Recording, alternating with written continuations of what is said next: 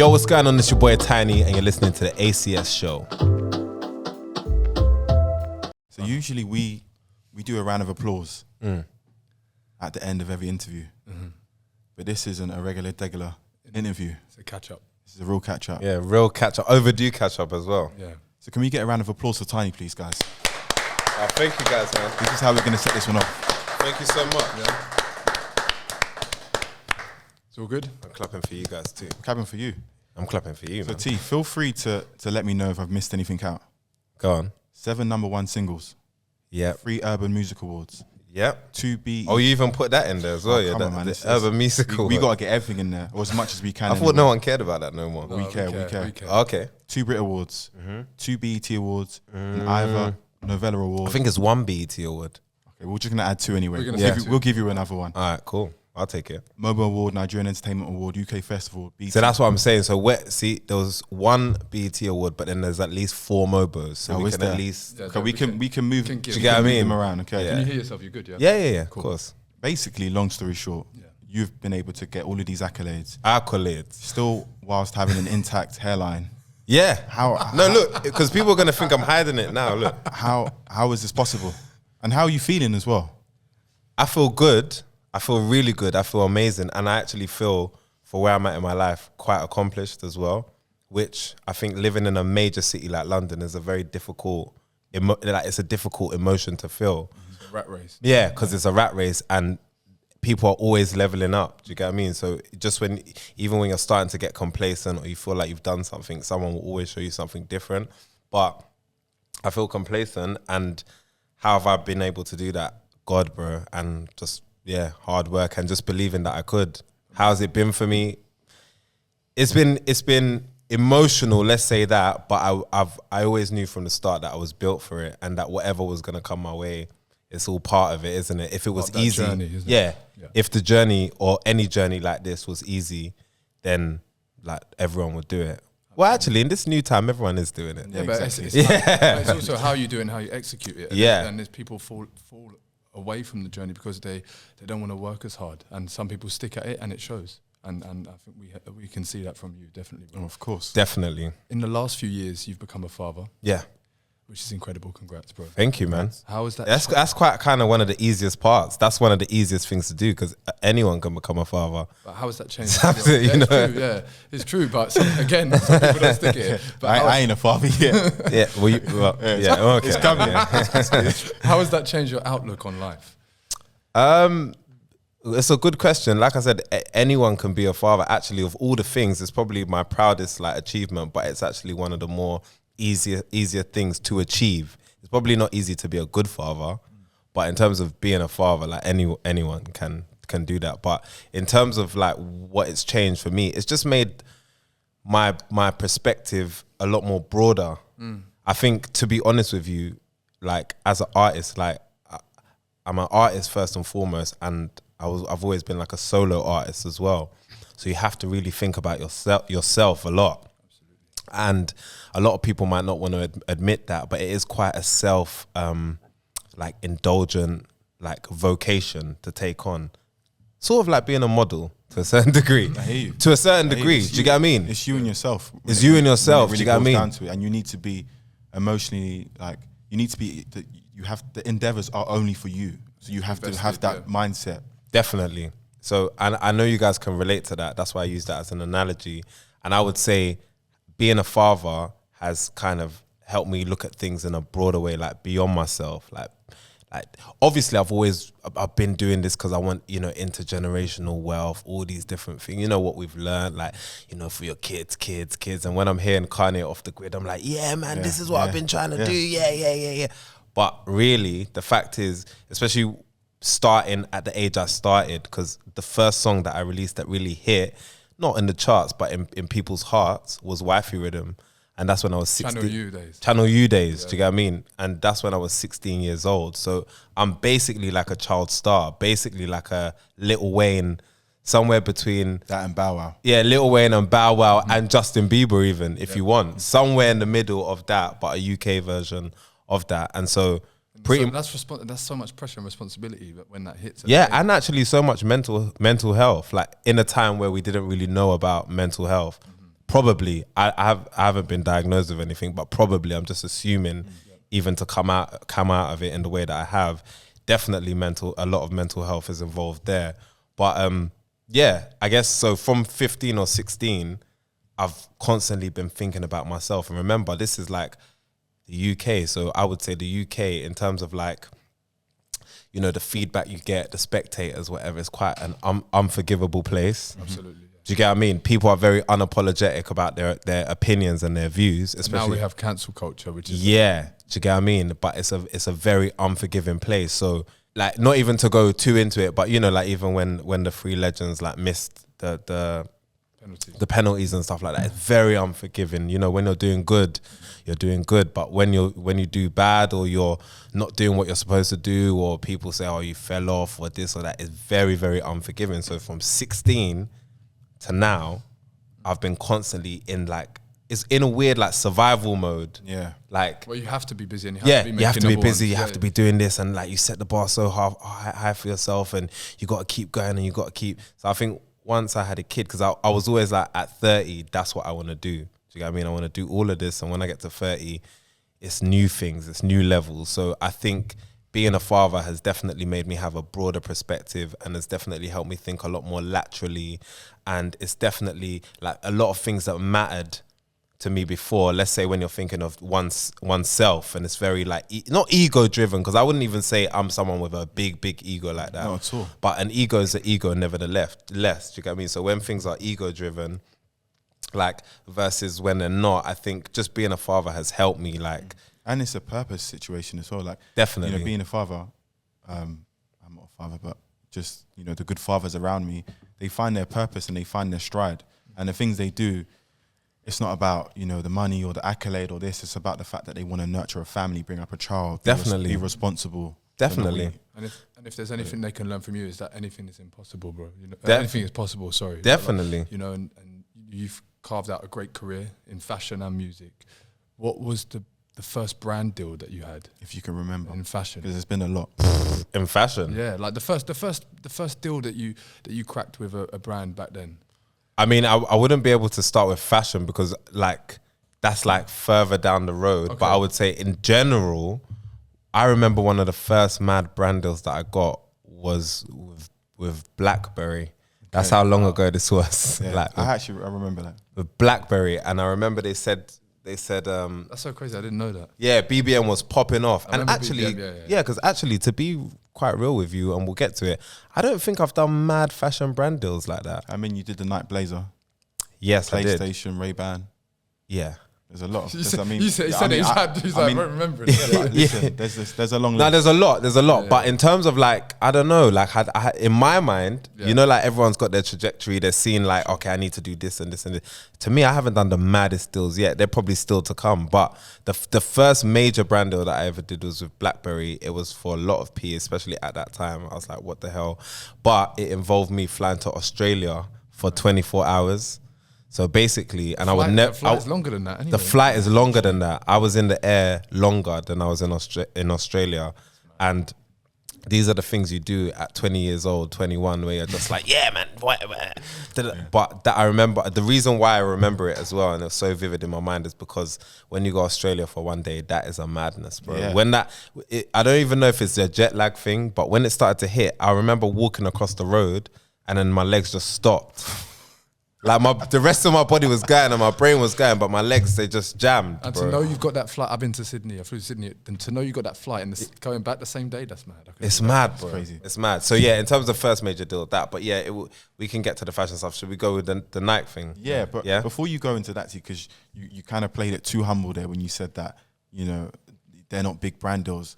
I mean, I was probably around the age of 19, 20 at the time when, you know, the PlayStation, the Blazer. At the time for me, you know, coming from where I've come from, coming from where we've come from, those were big deals. That's what we were wearing, that's what we were playing, that's what we were listening to. So and you influenced it, because I remember seeing you at V Festival, I think 2011. Yeah. So that was 10 years ago. I was 16. Mm. That same summer, I was 16. Crazy. I was 15. After seeing 16. You, I went to Florida, and then I went to a Nike outlet in Florida, and I saw the Nike Blazers on sale. Mm. No one had started wearing them apart from you in London. Yeah. I was like, yo, I need to bring them back home. So I bought like 2 or 3 pairs because I'd seen you at V Festival wearing them. Yeah. So that was the influence that you had on generation. So it was a big deal for sure. Yeah. I appreciate that, man. And this is even deep because this kind of links to everything, but this links to even going back to fatherhood and actually taking some time out and realizing, you know what, man, like you're on this hamster wheel, bro, but a lot of the things you set out to do, you've already kind of done it. Like you wanted to like influence people, you wanted to be a trendsetter, you wanted to have hits, like you've kind of done that. Do you get what I mean? But then going back to what you were saying about why maybe I don't see it as a big deal, is because even though at the time it was, and obviously big up all the brands that have supported man, allowed man to come into their spaces, sit with their bosses, have conversations, etc., etc. Now when I look at like what like a Kanye is doing, and I look at like, okay, equity and all of these different things and profit share and all of these things, I think in my mind, I'm like, like that wasn't a deal, man. Do you get what I mean? But I'm just speaking to you guys on a real one and candidly. This is not like, I feel like, but T, you're in that purpose mode now. Again, you know, like you mentioned, you know, fatherhood. Fatherhood draws it back to not what you think is cool to wear or not what you think is cool to have around your neck or to drive. It's like, what am I doing for my community? What am I doing for my children? What am I doing for their peers? Definitely. So that space, but yeah, we're never in one space for our whole life. So exactly. We've got to have those moments when it is about the clothes, it is about the cars, you know, get that out of you. Yeah, of course. And then, you know, now. And especially us, like, let's be real, because obviously where we've all come from, do you get what I mean? We're all essentially like immigrants. Absolutely. Do you get what I mean? And kids of immigrants. I was actually looking at, you know, the famous artist Yinka Shoni Barrett. He's got a Yoruba surname, man, so I should be saying this properly. Tej. If there's anybody that's going to know, it's Tej. And if you don't know, Yinka Shoni Barrett. That's it. I was looking at, he had a, he's got a piece that's in the Groucho Club or something. Someone even sent it to me on the phone the other day. I don't even think I've seen it, like literally, but he did like an artwork in 2014, and it says like pop immigrants. And the reason why the guy sent it to me is because I'm in the center of it, and it's basically like Crazy. a spider diagram of all these pop immigrants from like Queen and this person and that person, and you know, like Freddie Mercury, from Queen, but all these different people that have kind of penetrated the UK like pop culture, and immigrants, influenced but as well, are immigrants and have had mass influence at the time. And you're right, that like what you're saying about like influencing people and stuff like that. When I saw that image, I really had to be like, rah, like it's a big deal. For someone as revered as Yinka Shoni Barrett to see not only myself but all of those artists like that and acknowledge the influence and impact that they've had, it's a big deal. And I think that's the reason why I mentioned us being immigrants and kids of immigrants, essentially, because it's just been so much harder for us. And while you're in it, you don't really realize that, and you try not to let that be something that hinders you or holds you back. But it's 10 times harder, man, and it always has been. So it is a real feat. That's what makes you, and that's what fuels your fire. Of course. You know, and that's why people like us try and do well, because we have that behind us, you know. Definitely. So we're going to play a little game, T. Go on. We're going to say 2 things. Yeah. And then you can only pick one. Okay. All right? You good? Sounds easy enough, yeah, and I'm good, yeah. Super easy. Okay. Okay, so Tsunami or Miami to Ibiza? Miami to Ibiza. Tell us why. Okay, so Miami to Ibiza, actually, a lot of my, like, what I've done has been, like, manifestation, like, dreaming. Like, I'm a big dreamer, and, like, if you listen to a lot of my early work, even wifey, I'm talking about, in Sainsbury's, I'm going to be holding a baby girl, I had a baby girl. Do you get what I mean? That's what happens, yeah. But a lot of my thing has been, like, manifestation. And actually, at the time that I wrote Miami to Ibiza, I'd never been to Miami. No. I'd never been to like one of the places. Now I think I'd been to Ibiza, but I'd never been to Miami or something like that. Or I'd been to Miami, but I hadn't been to Ibiza. And I knew who the Swedish House Mafia was. They had just been signed to the same record label as me, so it was almost like a match made in heaven. Like, and I've always wanted to do like a different type of rap and a different type of, like, let's say black immigrant expression, however you want to describe it. Because I always feel like we get under pressure to emulate like the American culture that we've grown up on. whether that's through your haircut, whether that's through your like trainers, whether it's through like your mannerisms, you know, like your your movements or whatever. Like it's like we're under pressure to like be aligned in some way. I don't know, maybe it's like immigrants all looking for each other or something like that. But also they're just like the biggest. That's the biggest stage. So we just try to. So if that is the TV we watch. So if that's the biggest stage, we just try to be that. Like, yeah. It's the big. It's definitely the biggest stage. But I wouldn't say. But I would just say like having that understanding of like, I guess, immigration and okay, my parents immigrated from here, and I guess navigating Europe itself. It is definitely a bigger stage, but I would say for us as individuals, we're all faced with like the same thing, but we have a completely different experience, and we're almost of a different stock as well, almost. Agreed. And so, like, when I got opportunities to make songs like Miami to Ibiza and stuff like that, I was jumping at it because I'm like, in my UK culture, everyone's trying to get to central London. Yeah, everyone's trying to get to West End. Everyone's trying to go to their mad members clubs and their mad things that no one can get into. That's my culture. Do you know what I mean? Whereas in American culture, being you know, black or being an immigrant is completely different to that. Here we're trying to navigate society level. You are in America as well, but I would say it's done in a different way because of the history that England has and London as well. And so Miami to Ibiza was like all the West End clubs that I've been in. Before I'd been to like Miami or Ibiza or wherever it was, I was like, okay, just imagine like all the sexy things you've seen in all these clubs, like on the tables, getting the bottles, Jalouse, do you get what I mean? All of these things that like you was watching, remember at the time, like 22, 23 years old. So, you know, you can touch it, but you can just about touch it. Yeah. Like there was a time you was going there, you couldn't even afford to be in there. You was out of your depth. And now it's becoming more and more real. So talk about it. You manifested that to a whole nother level. I manifested it, bro. She said she likes my watch, but she wants these AP. I didn't have an AP at that time. And she said, oh, Paul, I was watching QVC. She said she loves she's watching, she's looking at all the jewelry she wants. In my mind, I was so far away from all of this stuff, but I was manifested it. Yeah, I've got this opportunity to work with these superstar DJs. Let me manifest what I see. And then naturally, it took me all around the world. And to this day, it was even a #1 in the dance Billboard charts as well, which a lot of people don't know. And it took me all around the world, man. It made me do Madison Square Gardens with them.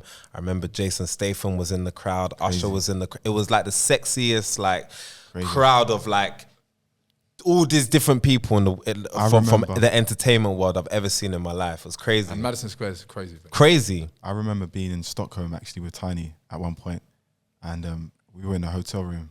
Shout out to Nobbis Hotel. Come on. And I get a text saying, "Yo, we're going clubbing tonight from Dummy." Shout out to Dummy too. Big up Dums. And so we leave this club now, and we're walking up to whatever club it was. I can't remember what club it was.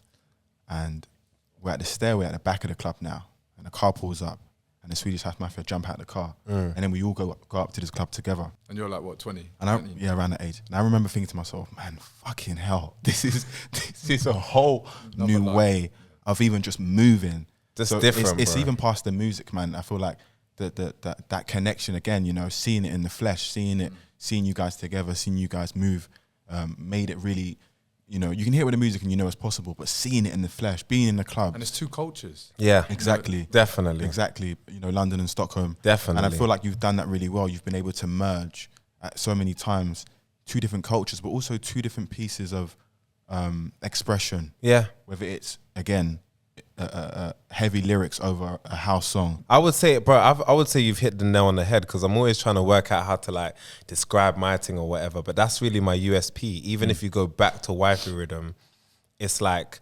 and again, it's not taken away from anyone else, but it's just like, all right, 90% of people are doing this. Like, how can you slightly just do something slightly different? Like, okay, cool, you can maybe go edgier, but if that's not your bag, then how can you do it in a way that you're exactly? And I think that's just always what I've tried to do. And I guess I'm trying to leave a legacy of like, because I do feel like eventually, obviously drill has come along and kind of really changed things, even though drill didn't start from here. It's not a generation. Yeah. And it didn't start from our country as well. Also, we've kind of like made our own sound out of it that's unique to us. But I really do hope that people will look back at one stage and like listen to all the different tracks that I've dropped and be like, rah, like this guy's like, I don't know how, but he's always been able to really change the sonic of like what he does in a completely different way. Because like you were saying, that's kind of my USP, just bringing like a hybrid of different worlds together, which to me is actually the definition of London. Because if you think about it, London is a melting pot of culture. I'd say more than anywhere else. Like that's where the Arabs, the Turkish, the Nigerians, the Ghanaians, the Greeks, the Indians, the Sri Lankan, everyone has kind of come together and they're navigating and surviving, and it's very like interlinked. Whereas all the other places that I've gone to around the world, even the major cities, it's pockets, yeah, and people are a lot more segregated and they stay in their corner. And then when you're in LA, there'll be like a little Armenia, little Turkey, little Japan, and all their shops are there. And this, whereas in London, everything is meshed into one. We blend it up. Yeah, and that's what I'm trying to do with the music. That's what I've always tried to do. And you do because people, you say when more people look back, and people, we look at it now, and people do look at your music over the years and realise that you do that. Yeah, that's it. Just trying to represent London in a sonic, essentially, yeah. Back to the game, sorry. Yeah, coming in. Oh, yeah. 2010 or 2016?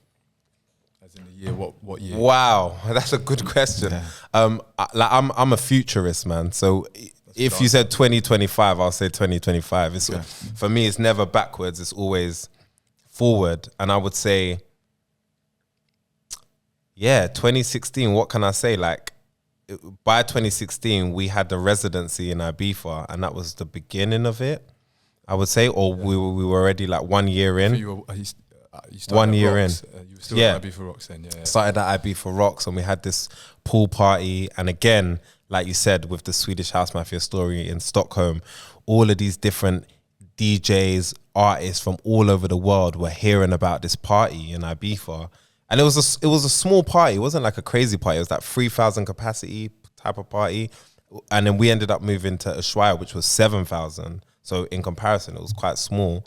But everyone from all over the world was hearing about this party. And then people were just coming to like, it's like they were coming to spy on it, bro. I just see big artists. I don't want to name people's names like that. But also, just even like, I remember seeing James Corden there. Yeah, Rita was there. Yeah, people came to have a good time. Definitely, but a lot of people, I definitely had a good time. Yeah, we all very much did. That should even be, that's a whole different episode, and there should be a movie about that. But I think maybe it's for all our own goods. Nothing was filmed. There's no evidence of anything. I don't know what no one's talking about. But yeah, but no, we had a good time. We had a good time at Ibiza, man. So 2016, yeah. 2016, but 2010, that's when Pass Out dropped. Just but that was the start of. Yeah, that was the start, and actually, 2009 to 2010 was probably one of the worst times of my life, just in the sense that, like, again, understanding mental health more, that was really probably getting the best of me, because I always had this kind of complex of like, you need to prove yourself as a rapper, you need to prove you're the hardest rapper, you need to prove you're this or that, which I think probably most people will have. It's natural. That chases you to be better, like Ashton said earlier. Yeah, and it does chase you to be better. But at that point, like obviously now it's a very normalized thing, but we were kind of independent, but not independent by choice. We were independent because no one wanted to sign me. Yeah, so we're independent. We're spending all of this like money, or at the time, you know, Dumi, Linden, they're spending all this money, and these videos are coming out. And at that point, I got nominated for Mobo, but it was for like best video. So even then, it was great that I had a nomination. I didn't feel like. Why? Yeah, it wasn't anything to do with the music. It's just like best video. So I'm like, oh, okay, it's something. Like, let's hold on to it. And then I remember like just thinking, oh, if I don't win or something, because I've taken a gap year out of going to uni to do this, and I'm obviously from a Nigerian household, and I'm the oldest kid. So this is like, it's peak on peak on peak. And I remember, I can still remember it in my head now. And they did best video category. I was like, okay, cool. And I think it was Tears. So even Tears, like now Cleo Soul's killing it. Amazing. Killing it. Yeah. But this is like what, 12 years ago? Do you get what I mean? So this is Tears, and this is a big record. And it's funny that you say that, because she is killing it. People come up to me now and go, that's your best record. I think someone even tweeted it the other day. Like, that's crazy. That's your best record, man. Tears. That's when it was real, man. That's when I was like, bruv, at the time, no one was telling me that, bro. Like, no one. But again, it goes back to that just being being 2 steps ahead, you know, sonically. Yeah, I've concluded that I am ahead. I'm not gonna lie. I'm gonna say it on this podcast. I'm with my brothers. I'm ahead. Yeah. Like I'm ahead. And I'm gonna. Round of applause. Yeah, no, I am. And then the next wave is gonna come, and I'm gonna be like, oh, I still already did that and did that. I know I'm ahead. I'm gonna double down on that. That's what you're saying. Absolutely, bro. Yeah, I'm embracing that because after a while, when you're ahead sometimes and you don't know it, then you can get confused and you can start thinking, oh, what am I like off? What am I thinking?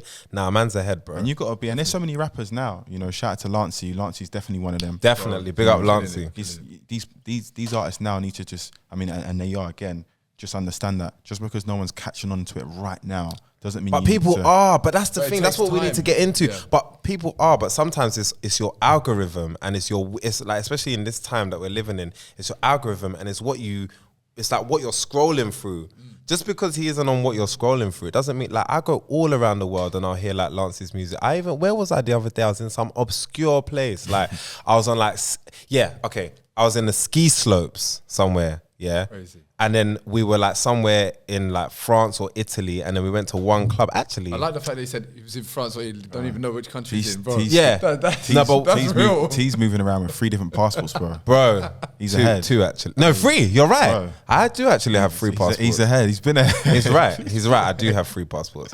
But whatchamacallit? Yeah. So then I remember there was we were somewhere, and actually, okay, this is making more sense now. Lancey was actually with me there, so we were together. We went for something for Moe or something like that. Yeah. Sick. And we made a tune after that as well. Actually, we got Amazing. one sick tune, but it's just we're just waiting for the right time. But I remember being in a club, like she didn't recognize no one but Lancey. You know, one girl, she didn't recognize no one but Lancey. She was like, she came up to me and she was like, "Is that Lancey?" But she had like an accent. Yeah, she was like, "Is that Lancey?" And I'm like, yeah. And then she ended up going and getting a picture of him and whatever. And I was just watching like, bro, you're doing your thing. Like you got international fans, you got fans here. Just because we're not like, or not you, like not me specifically, but just because you or someone else might not be seeing it on your feed, we start living in a time where you think it's not popping because it's not on your feed. But there's so many other feeds and so many other different people out there. Pockets, I see the people that he and like him, other artists surround themselves with. It's different to what the norm are doing. Do you understand? And that's why they are in those pockets of people that you don't normally get recognized. Definitely. You know? And I feel like artists, not to keep it so focused on Lancey, but I think artists in that space as well, like they end up having way more longevity than your average person, especially now. Like the lifeline of an artist now is, or lifespan, sorry, of an artist now is sometimes it's 1 year, 2 years, bro. At best, in terms of wow, you was in everyone's faces and everyone was chatting about. Like the artists that we're saying are popping and are on everyone's feed. It's like a year, 2 years, and then they're gone. But that has to happen for the other artists. You know, it's all. I feel like it's a full circle moment. There has to be artists like that, and there has to be artists that have longevity, man. Yeah. That's Definitely, how the music industry is. That's it, man. So yeah, big up Lancey, man. Those are the artists that will always stand the test of time. And like you said, they're the ones that are ahead. They're just in the future. And sometimes when I look at this music thing, because that like. Music is it's in my soul, and it's the thing that I've always done and the thing that I always will do. But you know, what we were saying earlier about actually sitting down and being like reflecting on things and being like, okay, cool, have I actually done what I needed to do and stuff like that? Sometimes if you are someone that is creative or thinking in this kind of like left space and pushing like your musicality and your artistic quality, a lot, if you actually think about it, a lot of the artists that are popping in our culture and tend to pop in our culture, a lot of them don't have those traits. They're not that sort of artists. You know, we wouldn't say like the tastemakers artists. They're more in a different space. We don't need to start naming names or whatever, but it's a safe space. Yeah, exactly. And I think after a while, like, when I look at my thing, I'm like, okay, cool. As a rapper, you have to be competitive and and this and that and that and that. But like you said, okay, I've done all these number ones. No one ain't had no more number ones. I was about to say that. No one ain't sold more records than me to this day. But it's about understanding that. And yeah. So why will I put myself in a headspace where I need to wake up every day? And I'm saying this, you know, from experience, you know. Why do I need to put myself in this headspace every day where it's like war mode? I'm waking up like, raw, okay, who's the new kid? Like, man's gonna do this. Like, I need to, like, he can't, like, no? What do you mean? Like, they've got a decade plus to catch up to what I've done. So if I keep myself in that space, I'm not going to elevate further. And there's got to be more to life than this. There's got to be more to this. Do you know what I mean? I'm so happy you said that, though, because that's so true. But there's got to be. But that is, you know, I'm from South East London. Actually from Essex. T's also originally from South East London. Come on. We grew up in the barbershop. We grew up on these debates. We grew up on comparisons for no reason as well. By Normal. the way. You know, it's just part of our culture to just constantly like say, compare, you know, this person didn't do this, or that person moved more units, or that person got however many number ones. So we kind of have to ourselves, you know, we have to cleanse ourselves from that. Deprogram. First and foremost. Once you do that and you realize what you have done, then you can really no need to worry. Yeah, then you about can. What's important. Yeah. And then once you realize also what you've done, but also more importantly that everything is subjective. Like it doesn't matter what I've done or what you've done, really. Like no one cares, really. First and foremost, and it doesn't stop anyone from still being like, I don't fuck with you still. Definitely. Do you know what I mean? Or I do fuck with you, even if you haven't done anything like that. And yeah, okay, cool, you've got all these accolades, but I still don't fuck with you. I still don't feel your thing. Like, do you know what I mean? And that's totally fine. Yeah, everything is subjective. And I think, you know, I think maybe, again, it comes with maturity, life. Do you get what I mean? All of these different things, I would say, it has helped me. Therapy, do you get what I mean? Let me include that as well. Like, all of these things has definitely helped me. I had even a good therapist. He was like a sports, because I always think of myself as an athlete. I'm a rapper, but really in my mind, I'm an athlete because I could have killed athletics. He's been jumping on them stages. Yeah, I could have, but that's my thing. Like I rap and I do the music business, but how an athlete would do athletics. Do you know what I mean? Sure. So to the best ability. Yeah, to the best ability. Yeah. So and I train and all this kind of stuff. So I spoke to like a sports related therapist, and he helped me so much, bro. Because at the end of the day, yeah, all these accolades, like it is what it is. It doesn't remove the fact someone can still be like, I'm not into your thing or what you do, and actually becoming comfortable with that and embracing that. And like you said, deprogramming your mind from this person's got more than this person, or this person sold more records than this person, or this person got a number one first than they did. Like, bro, the way I'm breathing now, the way my shoulders feel, my shoulders used to be up here, but I feel great, man. So let me ask you one question before we get back into the game. You having those accolades lined up on whether it's your fireplace or you've got your own separate room, those accolades, do they often remind you of how do you feel when you look at those accolades? Does it push you to go harder, or does it just push you to knowing that you're in your own space? Because if I saw those accolades on my wall personally, I would be, I mean, who knows in that respect, so I can't even say that. But yeah, it definitely would be something that would make me sleep well at night.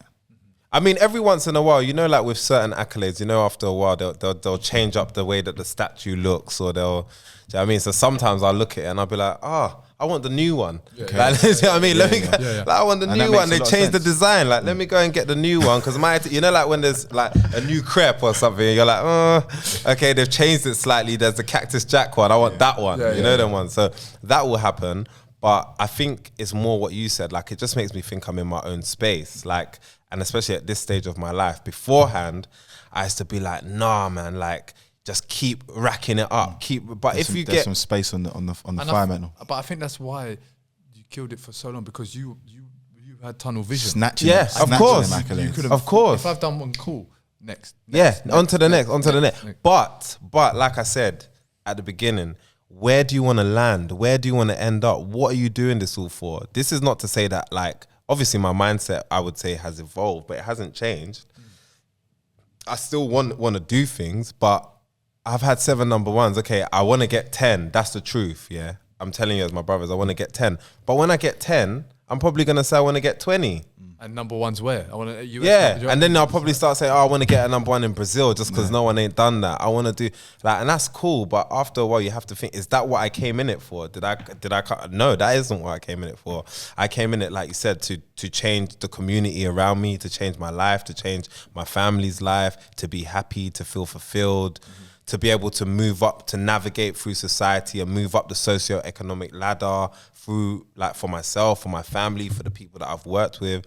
And also that is happening too, do you get what I mean? But I think that's the main point. Actually, what did you come in this for? And I think that's what I'm thinking about now more than ever. Amazing. And also you have done that. You have changed. Yeah. Everything you just listed, you have done that so far. Yeah, man. Like, and I can even like, do you get what I mean? Even coming on this show, like, I know I was meant to come on it before, but I can come on this show, like, I'm not involved in you guys, but I know that in some way, shape, or form, like you said, I've been a part of your story, and that at this stage of my life, that gives me so much joy. Do you get what I mean? Like, do you get what I mean? I can sit back and be like, you know what? And it came from a pure place, and like, I've definitely been a part of this story naturally and organically, and that was what I set out to do. For sure. For the purpose of obviously for people watching this or listening to this who don't know what T means, there is earlier on when me and T were, navigating the spaces and trying to DJ and trying to cultivate our own audiences. T lended a stage for us to travel, to essentially tour, move around, whether it's Germany or whether it's Ibiza. Or in London. So yeah, that's it's no word of a lie there. Yeah, and it's thank you, bro. And it's not even a thing that like I need to say or it's just more knowing. This is what I mean about understanding like what you started things for. And I think you gave us, sorry to interrupt, you gave us like, I remember it's that spark. You gave me to believe it and understand it. And like you said, when you used to go to the clubs when you were 23 and you'd see things that were out of reach, you gave me personally, I don't know about Emmanuel, but you gave me glimpses of things that were doable. Yeah. But I couldn't touch just yet. But if I focus, do you know what I mean? If that's the traveling, if that's getting in the cars, if that's going to the clubs, if that's what, you know what I mean? Definitely. And that was it, and that fueled my fire. Definitely. Sure, And like, bro, and that for me, seeing others be fulfilled, and I think now, like just using my success, using technology as well, which has also very much helped me, and using culture to kind of democratize opportunity and create more opportunities for people, like whether they come from me or whether they come from someone else. That's what I live for. Even just to like plug Soho House quickly in some way. Of course. Like the other day, or now these days when I go to Soho House, I've helped so much people get Soho House memberships. I don't even flick out my thing anymore. I don't even have the app. I'm just like, oh yeah, use her one, use his one. You know what? Saying that, T is the first person I've ever seen to bring a dog into Soho House and allowed in. And also the first person. I tried to take my dog in a couple of weeks ago. Like, no, somewhere. I was like, I need to get him a membership, my dad. somewhere between Tinie and Dummy, that was definitely the first Soho House member I ever knew. Do you get what I'm saying? Long time ago. So now, and that is a good analogy of what I'm saying. Like, I don't feel the need to be like, oh, I've got this membership, or 1 second, like, do you know who I am? I don't have any of that. As long as I can just say, that person, yeah, I'm with them. Even though I have my own membership, but knowing that I was in some way, shape, or form influencing. Yeah, influenced it, was involved, was part of it, helped it happen. I'm happy, man. Back to the game again. That's back to the game. Okay, so Wembley Arena or the O2 Arena? The O2, man. The O2's in the end, so it's quite simple. Like Wembley Arena, I feel like we've been hearing about it from time. And I feel like before it's changed, but it always used to have this perception of like an American rapper is coming to Wembley Arena. Do you know what I mean? Like 50 Cent or Rick Ross or Lil Wayne. It's the only venue in London. That could hold them, and it was that kind of thing. Whereas O2, I think, has paved the way for a lot of people to create like a new history. And obviously, I think I'm one of the, again, people at the somewhere in the foundation. He walks into of that. O2, just walks in.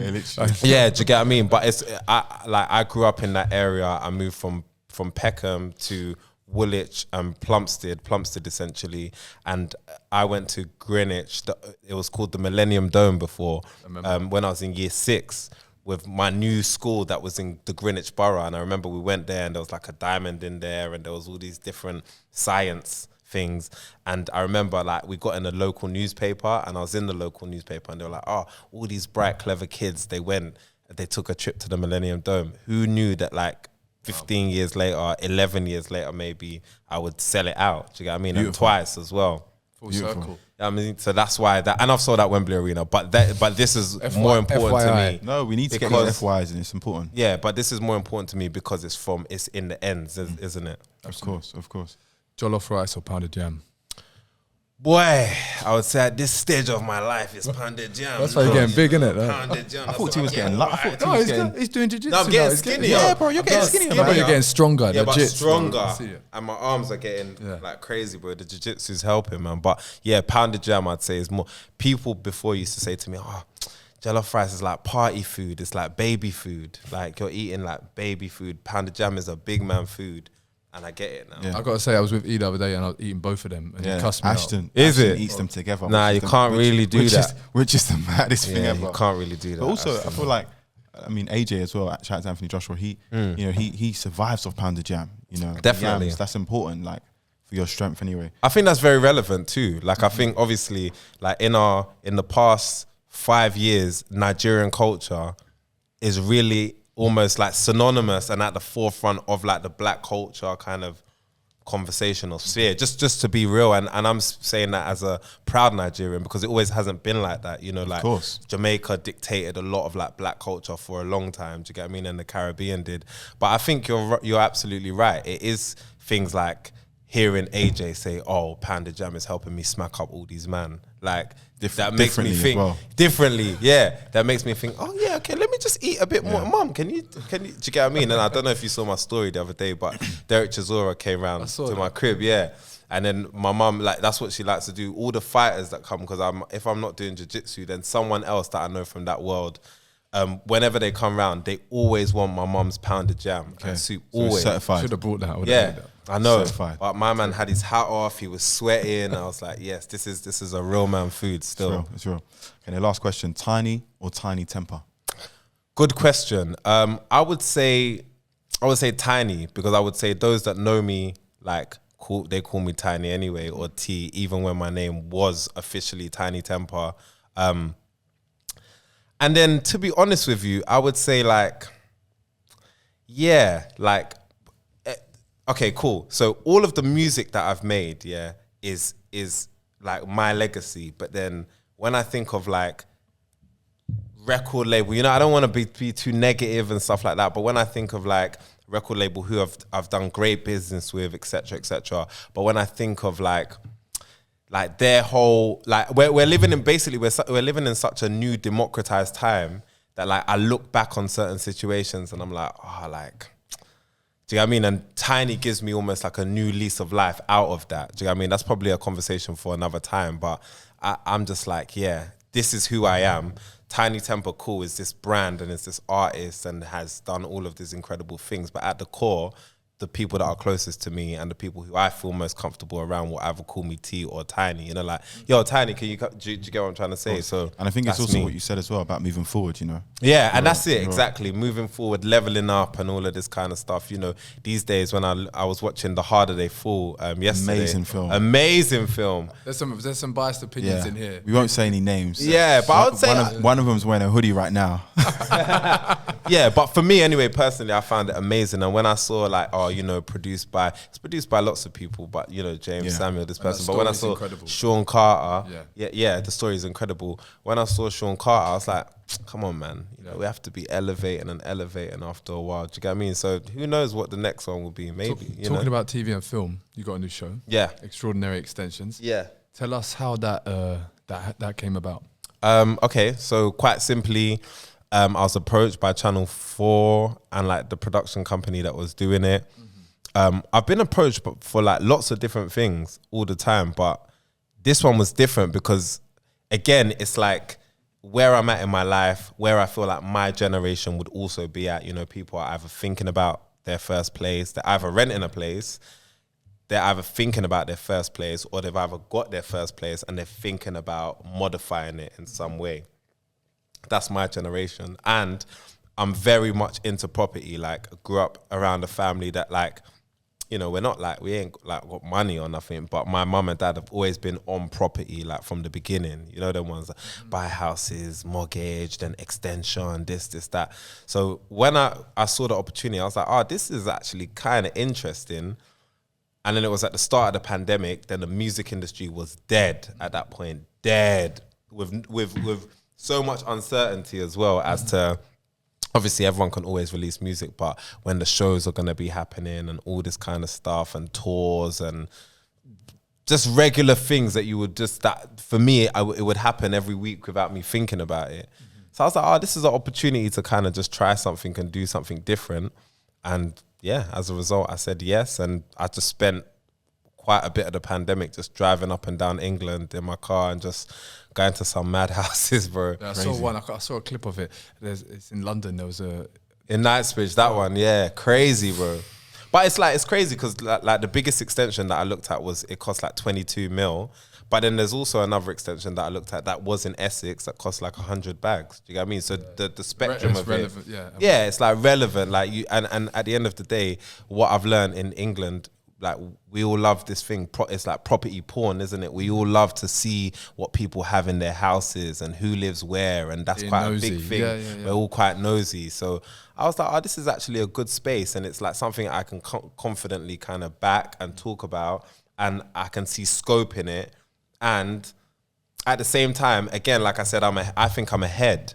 So whether people can see this move or not, or understand it or not, like at least I know I've created another space and another area that someone like me and you're tapping into another can tap into after this. Do you get what I'm trying to say? We've never seen, you know, a black male, you know, speak about houses on any TV show before. Listen, I could be wrong. There are other people. There are other people. But I think Dion Dublin has done something like that. I think there's someone else as well. There's another guy, I forget his name, but he's done something. But there's been a few black people that have been in that space. But in terms of like our world and our kind of like generation and me being a rapper from that space and all of that kind of stuff, no, that's never been done before. Have you still got that house over in, was it London Fields? Yeah, man. That house is crazy. Yeah, bro. I still got it, man. That house is crazy. Let's leave that one there. And now I've got crazier ones. Oh, wow. No, I'm joking. No, but that laugh was awful because I'm actually laughing at myself. But yeah, also 10 years of discovery. That's what I want to get on to. You're celebrating at the Royal Albert Hall, right? Yes, I think we're still doing it. I hope you are. We might not be now though, you know, because at the start, let me tell you, and I'm talking to my brothers, innit? So at the start, the idea was we're gonna do like this one-off thing because of the restrictions. Like we're gonna do like a sit-down event. Man's gonna wear a crazy suit. In fact, I might wear 3 suits. You know them ones? Now it's got to happen. Yeah, I might like, you know them ones that we're going to do changes of outfits and all them kind of stuff. So it's like Ronnie Scott's, but just in a bigger space. Yeah, that's what we were going to do. But then obviously now the restrictions have changed. And so that sort of thing could still work. But I don't know. It's like people just want to be out and raving again and partying. And so I'm like, is it still going to work? And then obviously 10 years for Discovery was last year. Oh, last year. Okay. Yeah, last year. Well, 2010. 2010, but then I released it in America in 2011, so it would still count for this. Okay. But then now it's like, okay, cool, we're gonna do it next year, and then that's 2022. Is it? I don't know. I don't know. We do 12 years. Maybe. We still could though. Listen, 12 years sounds good as well. 10, 12, sort of same thing. Yeah. No, you gotta make that happen. 100%. Okay. And like you said, you know, being ahead of time, you know, whether people want to go out and rave or being in that space with, you know, with a different kind of backdrop. Makes sense. Sorry, you're you're right. My memory. And we were talking about full circle moments earlier. When I was 17, this is relevant. I got for my birthday, my friend's mum bought me your book. This is nearly 10 years ago, right? Crazy. And I opened that book and I was reading all the stories and I was looking at the pictures, you with your boys on boats and your manager. Fast forward 10 years, we're friends, we've worked together, and also the people that I've met in that book. So it's crazy, man. And you talk about manifestation, I was just thinking about that then. That me even reading that book 10 years ago. Yeah, manifested stuff in your life as well. And we've manifested this, which is crazy. Of course, yeah, of course, 1,000,000%. There's been so many moments though, and we don't need to share so many because there's literally too many moments. And there'll be so many more. Yeah, literally. But there's, you know, me and Ashton rub shoulders with a lot of people in this industry. But T's definitely one of the ones that, like, again, you know, Ashton speaking about the book. You know, living in Greenwich, you know, like you similar to UT, going to school in Greenwich. Yeah. Like, when you did that O2 Arena and you brought out J. Cole to support you. Yeah, madness. And I dropped the mixtape at that time that I feel people need to speak about it more. Yeah. Like, Happy Birthday. That mixtape was crazy, bro. Sorry to cut you, bro. No worries. But come on, man. Soulja Boy. Yeah. Now that Soulja Boy is saying he's the first to do it, I'm the first. I had Soulja Boy on the thing. Do you get what I'm saying? Seriously. But yeah, Soulja Boy, J. Cole, Wiz Khalifa, Pusha T, all on this record. I feel like people didn't even speak about it, bro. But it might be, you know, similar to what you said earlier about the algorithms. But no, also, but people, it's there for people. Like, it's there. So it hasn't gone anywhere. So it all makes sense. That's what I always say. Sometimes like you said, in this being a head thing, sometimes I'll get confused, but then I just go, oh no, it will just make sense in the end. It's gonna all make sense. But yeah, go on. What was you saying? No, literally jumping on that bus. I don't know what bus I took, but I just remember I didn't have peas. Remember when you used to ride the bus cart? No, this went that out. Fucking hell, man. This went that long ago. But no, I remember peas weren't. We didn't have peas. We didn't have peas. So, getting on that bus, 5 stops down to the O2 Arena, getting off that bus, walking into that arena, sitting on that chair, knowing that this is somebody obviously but at the same time, this is somebody who is as local as you are. Yeah. You see what I'm saying? Yeah. Sees the same view pretty much when he opens his window at home in that respect. So I feel like you made it possible for a lot of us, whether you're, into house or whatever genre of music or even whatever genre of anything. Like you made it possible for us to see that this is possible. Definitely. This is doable. You can do it you can even surpass yourself. Like there are kids that are going to surpass us. There are kids that are going to surpass you. Definitely. It's that push. Like you gave us that spark. Definitely. So this is one is... And to be real, I want them to do it. That's life. That's evolution. That's That's what keeps all this stuff exciting. And it's actually funny what you're saying, because obviously we all know the saying, you can take the horse to the water or to the river, but you can't make the horse actually drink the water. So you can take it all the way there, but now when you're trying to get it to drink, it's not happening. Yeah, you can't force that to happen. And in my mind, because I remember growing up, I was like around the times So Solid Crew, More Fire Crew, everything was about a crew. And I remember how many times I've like tried to bring lots of different rappers and MCs together. At one stage, I was even booking MCs. Like there was a little place in Blackheath called Cactus Pit. Of course. And I did like I basically printed up some tickets, and then all the money that I got from the tickets, I used it to book like Napa and Shizzle and all those rappers at that time, just even so Man from the Ends could MC with them and like bring them over, do a night, but then I could MC with them. Yeah. So that was the thing. So it got to a point where I was like, okay, cool. I've tried to like put all these crews together, but people are not on it, man. No one's believing this thing. No one can see the vision. Until they see it happening. Yeah. And then I read very loosely, there was this, he's obviously a very institutionally renowned person, a historical person, but his name is Adam Smith, and he's on the £20 note. And he had this book, which is called The Wealth of Nations. And I remember like an extract of it, which is basically like, unless you go out and do something, basically, if you want to get people to do something, you just go and do it first. Yeah.